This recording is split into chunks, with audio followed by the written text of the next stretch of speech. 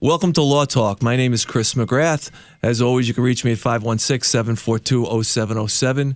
My co-host today, Bob Sullivan, is on assignment. He's meeting with a horrifically injured person who's a victim of medical negligence, but we have a special guest today. We're going to merge law and politics since those two things always go together. And we've got the Nassau County Republican Chairman, Joe Cairo, with us today. Joe, welcome to the show. Thank you, Chris. Thanks for having me, and it's a pleasure to spend part of this unusual Sunday morning. Unusual it is. So the Republican Party, many of us grew up in Nassau County. You're now the chairman of Nassau County.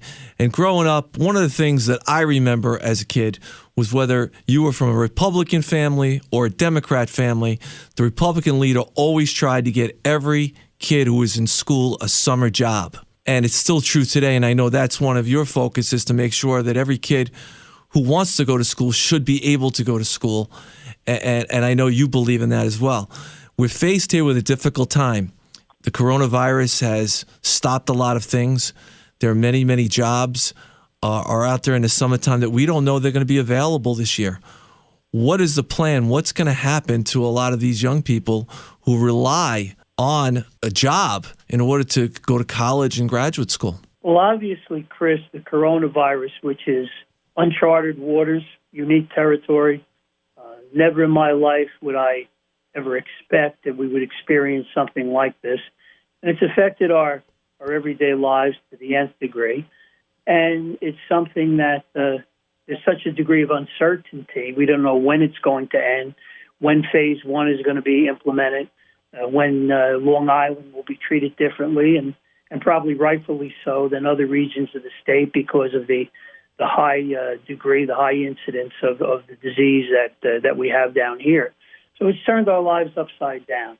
And you see that schools were canceled, and college students are, thankfully, because of improvements or discoveries that have been made over the past several years, they're able to continue in class, over the internet or Skype or Zoom or whatever it's called. I'm an old man, so I'm not too familiar with that.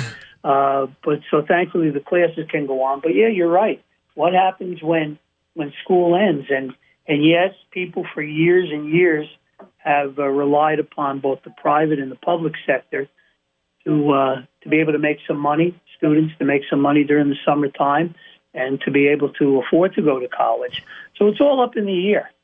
And we will certainly try in our party, and I'm sure likewise the other party, where they can make recommendations, because that's what political leaders do. Sure. We'll try to be of assistance. I'm proud to say this is my 49th year in politics, my 50th campaign. I got started in 1971, and I can tell you that when I was in college, when I was at Notre Dame as an undergraduate and then in law school in New York, I needed those summer jobs to help me pay the tuition, and tuition then was a lot less than it is today. So we're going to make every effort to help as many students as we can, but it's such an unknown area. We don't know what's going to happen. And I'm very proud of the fact, Chris, that although I'm a Republican and now the chairman of the party, and I've been involved in the party, as I said, since 1971, I've never asked a child who's come to me, a student who's come to me, whether they're a neighbor on my block in North Valley Stream or whether they're someone who's recommended to me from, Monsignor Gomes at St. Boniface or one of the rabbis, or if it's just someone who I've met in a restaurant and only know their first name. Maybe they're working behind a pizza counter at King Umberto or something like that. I've never once, Chris, asked party registration or party enrollment.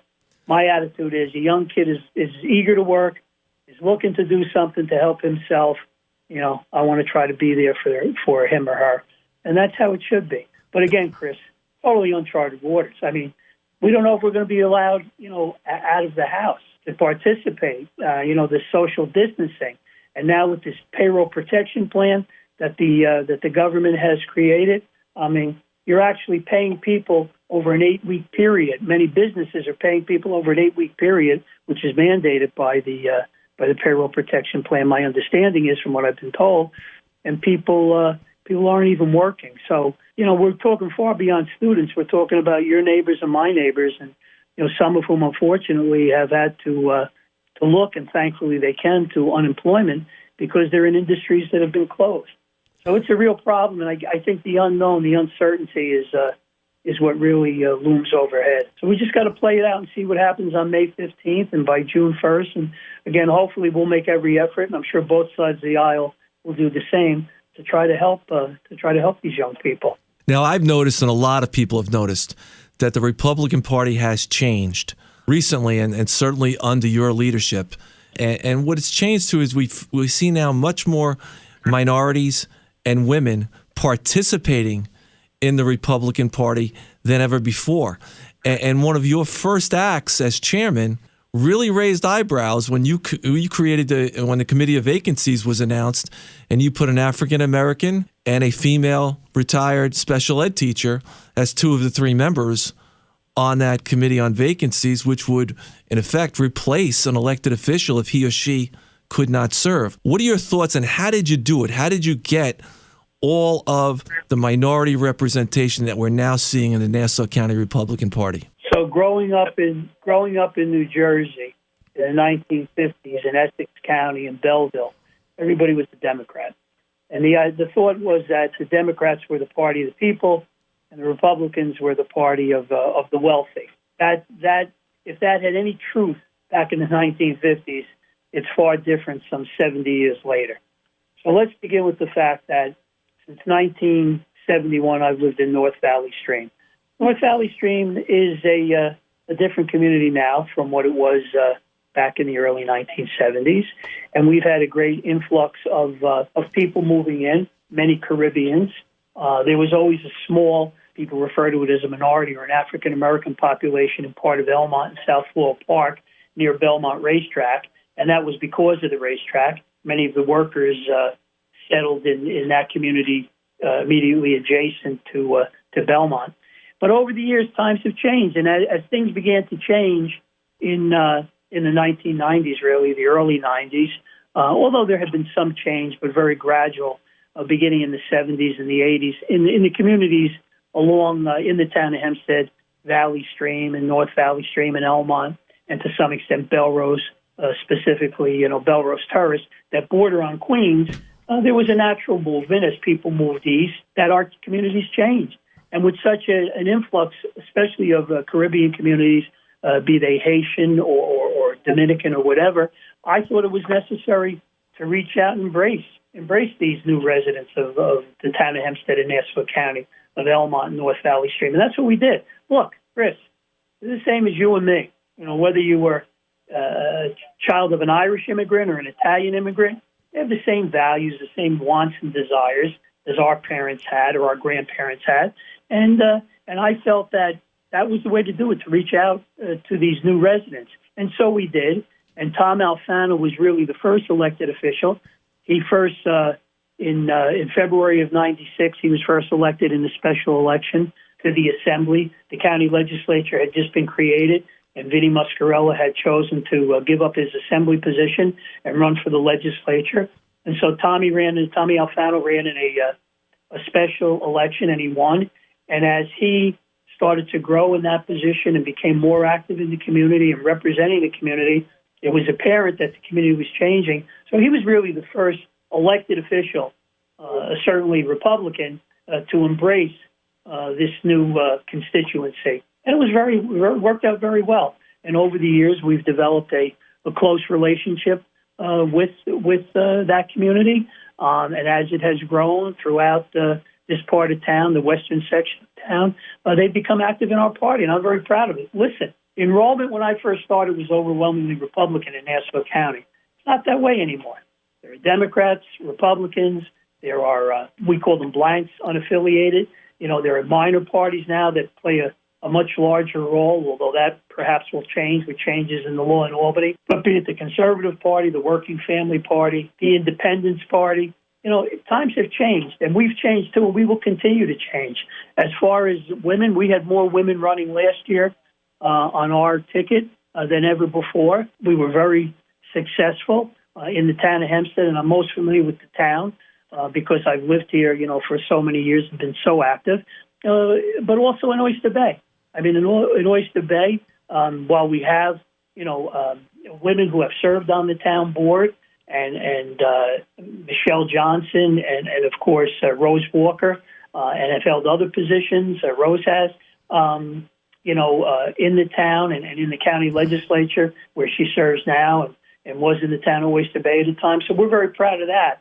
And now with Laura Meyer and with Vicki, new councilwomen, it's great because that's reflective of what our community and our society is. But in the town of Hempstead, and Angie Cullen was the first female ever when she went on the board back in 1987 as a councilwoman. And she served as receiver of taxes for a while, and then as a councilwoman again when we went to districts some years ago. But in the town of Hempstead, we're really proud because we had a great ticket last year, led by Don Clavin, who had been the receiver for 18 years, and he did a great job. And again, Don Clavin won because he reached out to everyone. The relationships that he developed over the years, for example, with the clergy, and I'm saddened to say that we've lost both Bishop Watson and Bishop Gates to this coronavirus over the past, or to related illnesses over the past month or so. But Don went out there and he worked with the people. Didn't matter political affiliation. He was there serving the people. And I know him since he was a young man growing up a boy growing up in the village of Valley Stream. So he reached out there, and I think we put a great ticket together. Don worked day and night. He reached out to everyone, and they responded. When you have 156 or some odd thousand votes that are cast, in an off-year election, not a general election where the president's on the ballot or where the Governor Cuomo's on the ballot in a gubernatorial year, when you have what we refer to as an off-year election and you get a turnout like that, and Donald is able to defeat an incumbent supervisor, a female, that says a lot. He had a great ticket. And getting back to the women, we had both the old and the new. The old in Kate Murray. When I say old, she had served before. Kate was in the assembly, served as town clerk, as supervisor. She came back. She had a wonderful victory. And Kate's done a great job in the town clerk's office.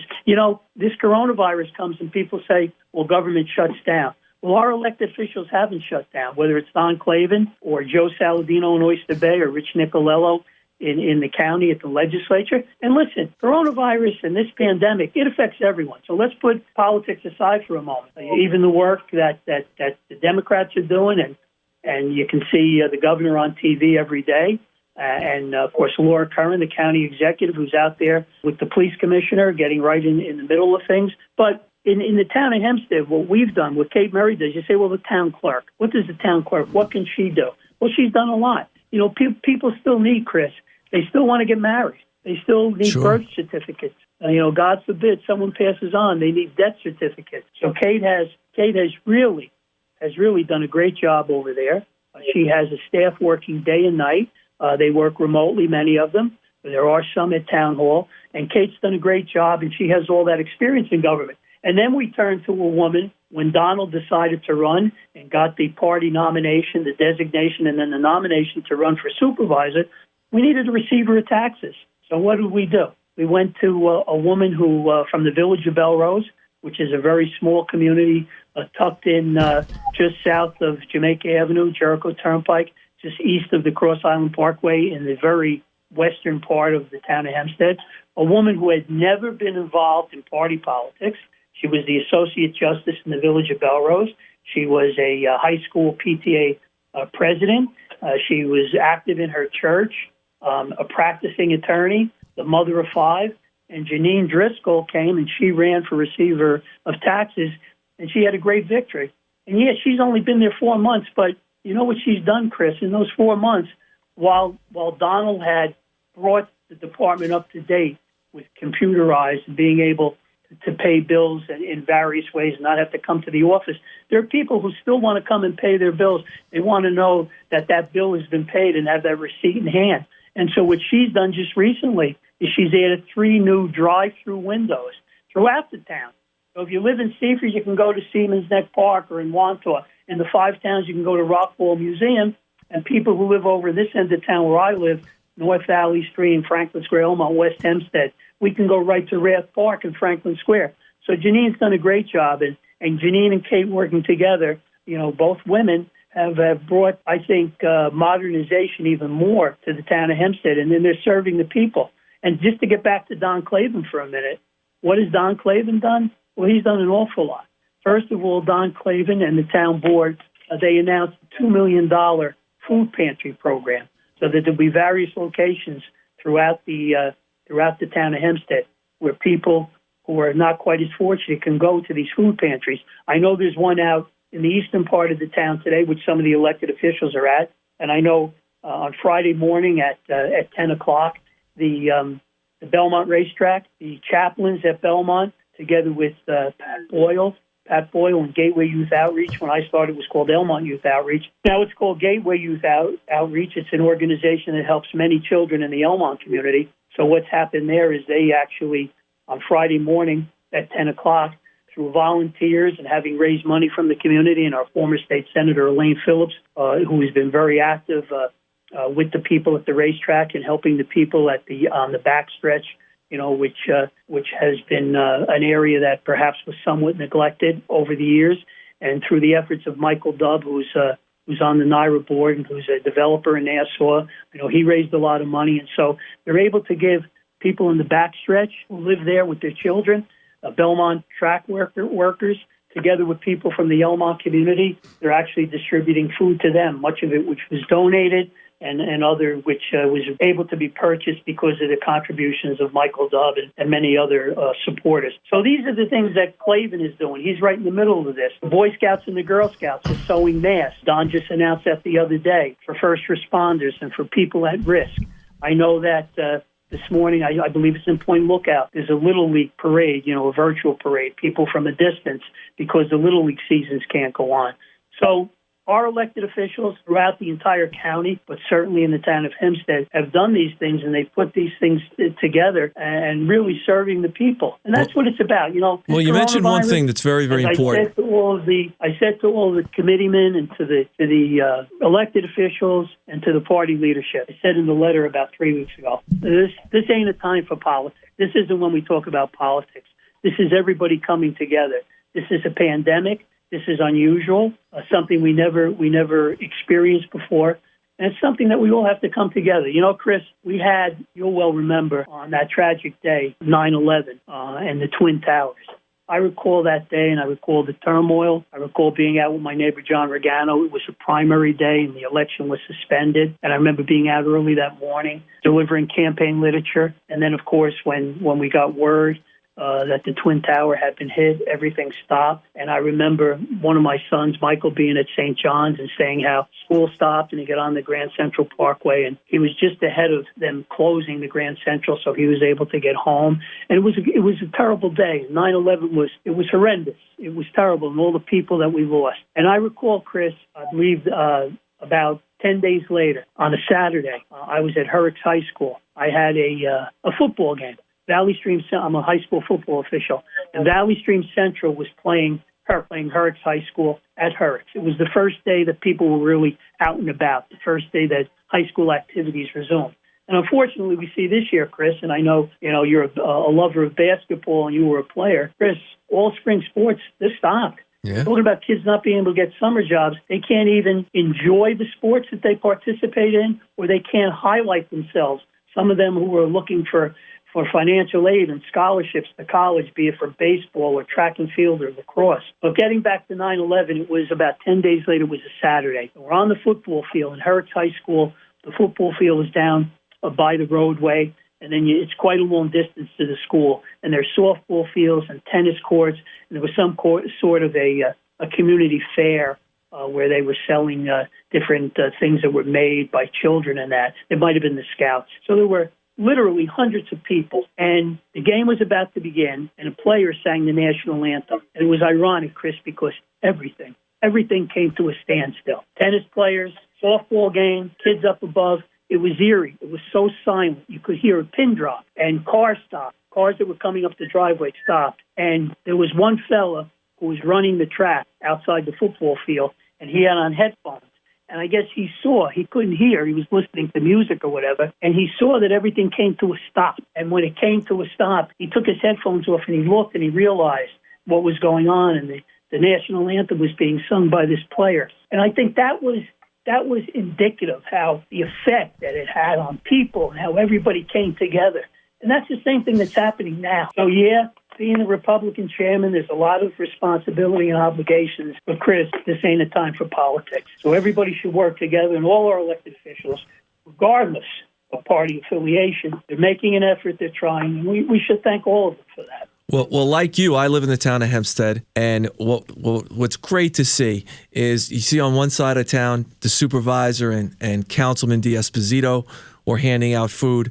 Down on the other end of town in southwest corner, Bruce Blakeman's walking up Lawrence Avenue because they're going to have a food distribution down at the community center there, and they're very concerned about food. But let's get back to the supervisor for a second. Don Clavin, 18 years experience in government, and he's going to use every single bit of that experience now, gets elected in January, and all of a sudden, he is hit with a pandemic that no elected official has ever seen in their lifetime. And right now, he is going to use every bit of his experience and wait for the governor, who's a little bit slow on the switch in giving out information about what's going to happen. But the governor's going to make a decision, and then Don Clavin's going to have 4, 5, 6 different proposals at his fingertips to act depending on what that decision is. How's he going to do that? Well, first of all, like anyone in a position of high rank or authority knows, you got to have a team around you.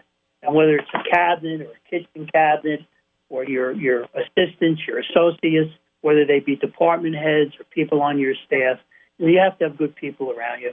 And Don has done that, and he's got a good team working over there.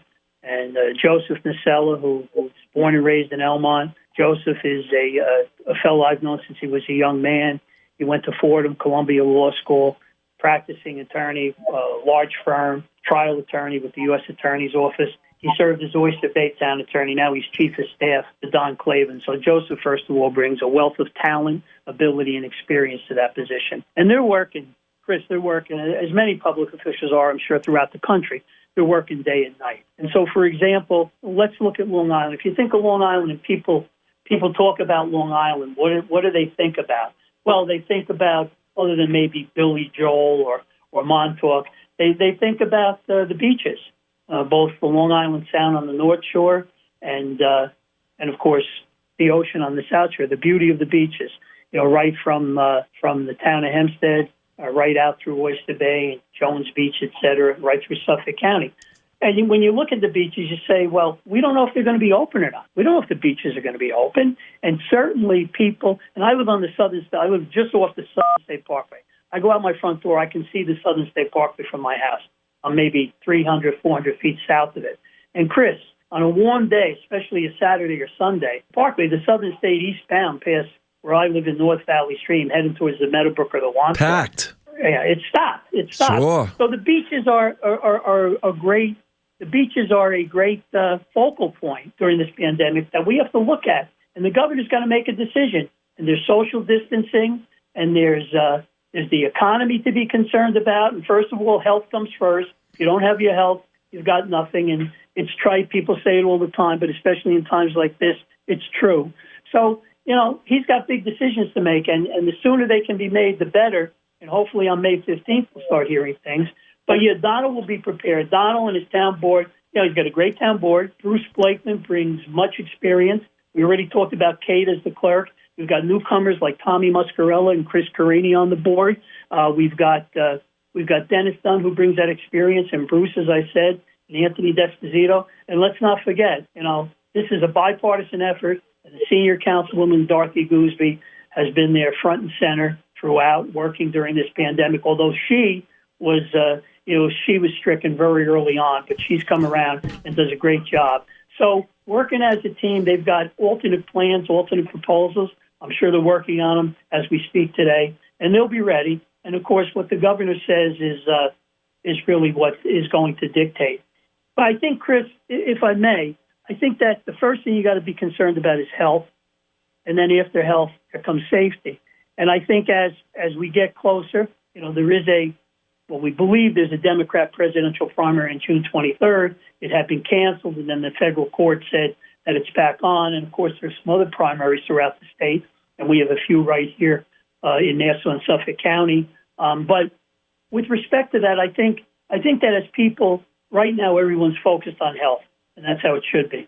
And I think as the fall starts coming around, and we get later into the year, and we get towards the November election, people are going to start looking at their safety.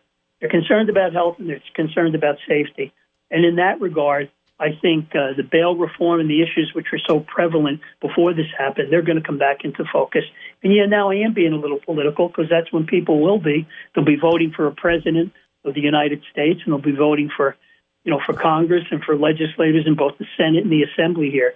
So I think that this year, unlike other years, unlike ever before, they're going to focus on the safety of residents in face of the issues of bail reform and discovery and things of that nature. Discovery, I mean, the ability for attorneys to be able to get information with respect to the crime that's committed. And furthermore, this bail reform has given so much information out that the victim is really the one who is suffering from it. Well, let's talk about that. Let me just interrupt you for a second. We've got a few minutes left, and I really want your opinion on that. Let's talk about this bail reform. Okay. In the old days, we had the governor was a Democrat, the Assembly was a Democrat, but the Senate was Republican. That went to Democrat, and that's when they passed the bail reform, among other laws. And that allowed criminals to get out of jail. And what we saw countless times over and over again are people getting out of jail and committing either the same crime or a worse crime. And it's not the way families want it on Long Island. Why are the Democratic elected officials voting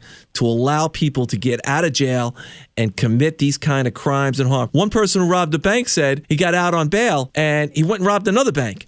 And he said out loud to the press, he says, I couldn't believe that they let me out the first time, so I went to rob another bank. That can't be what our society is. That can't be for the safety of our children. What do you think about that? I agree with you completely, and I think many Democrats, your neighbors and people who live throughout Long Island feel the same way as you do, as I do. You'd have to ask the Democrats why they did it, and hopefully that's what the people will do at the polls in November. They're going to say, why did you do it, and hold them accountable, because that's what happened. And listen, I know people are going to laugh and say he's a Republican leader, so he doesn't mean what he says.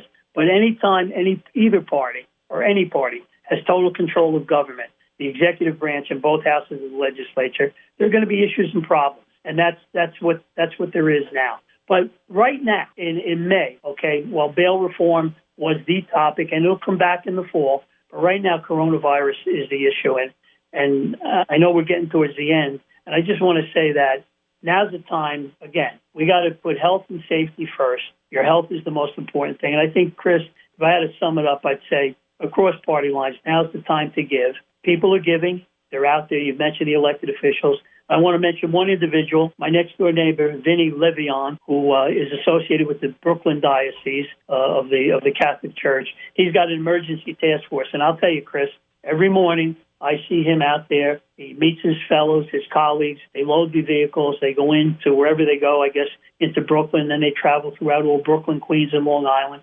They're delivering sanitary items so people can have safe locations. They can sanitize. They're delivering food. And people like that, you take that, maybe you take it for granted or you don't even know about it, but it's really special. And so Vinny and his team and everybody else, the Boy Scouts and the Girl Scouts who are making these masks, to all the people at Belmont giving the food out, to all our elected officials, regardless of party affiliation. You got to salute them, Chris, because these are tough times. We've never had times like this before, and now is the time for everyone to come together, and thankfully that's what people are doing. No question. Times are going to be better right around the corner. Can't thank you enough. Joe Cairo, the chairman of the Republican Party, a great leader and a better person. Thank you so much for being my guest today. Thank you. Appreciate it, Chris. Okay. Be safe. Stay safe. Take care. Bye-bye.